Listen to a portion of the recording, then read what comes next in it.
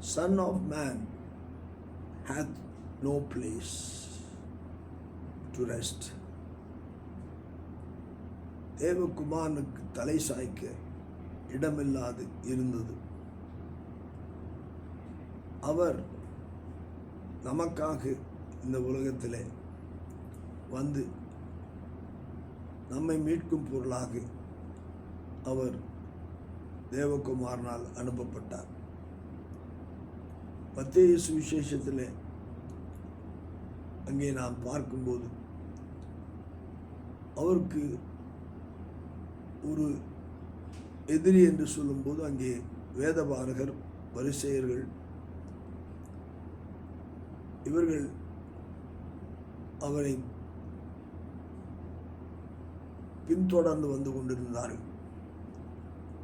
ஆனால் இயேசுவிடத்தில் பார்க்கும்போது அவர் நன்மை செய்கிறவராகவே சுற்றித் திரிந்தார். இதை அவர்கள் மிகவும்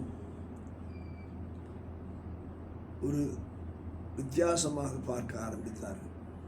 ஆனபடியினால்தான் அவருடைய உலக காரியங்களுக்காக இயேசு அங்கே அவரை தாபப்படுத்தி கொண்டிருந்தார் என்று நினைத்து அவரை எதிரியாக பாவித்தார்கள்.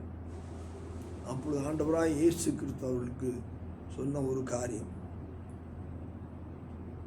நரிகளுக்கு குழிகளும் ஆகாயத்து பறவைகளுக்கு கூடுகளும் உண்டு, மனுஷகுமாரனுக்கு தலை சாய்க்க இடமில்லை என்றார். இது என்ன குறிக்கிறது என்று சொன்னால்,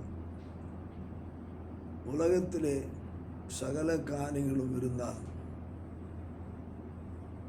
என்னிடத்திலே ஒரே ஒரு காரியம், உன் பிதாவின் சித்தத்தை செய்வதே எனக்கு அனுதின போஜனமாய் என்னுடைய வாழ்க்கையிலே நோக்கமாய் இருக்கிறது என்பதை வெளிப்படுத்தும்படியாக அங்கே சொல்லுகிறதை பார்க்கிறோம்.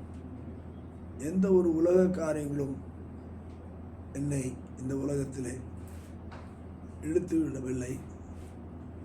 இயேசு பிதாவின் சித்தத்தை நிறைவேற்ற வந்தார் என்பதை குறிக்கத்தக்கதாய் தேவன் அவரை இந்த வார்த்தையை சொல்லி நாமும் தேவனை சார்ந்து வாழ தேவன் நமக்கு கிருபை செய்வார்கள்.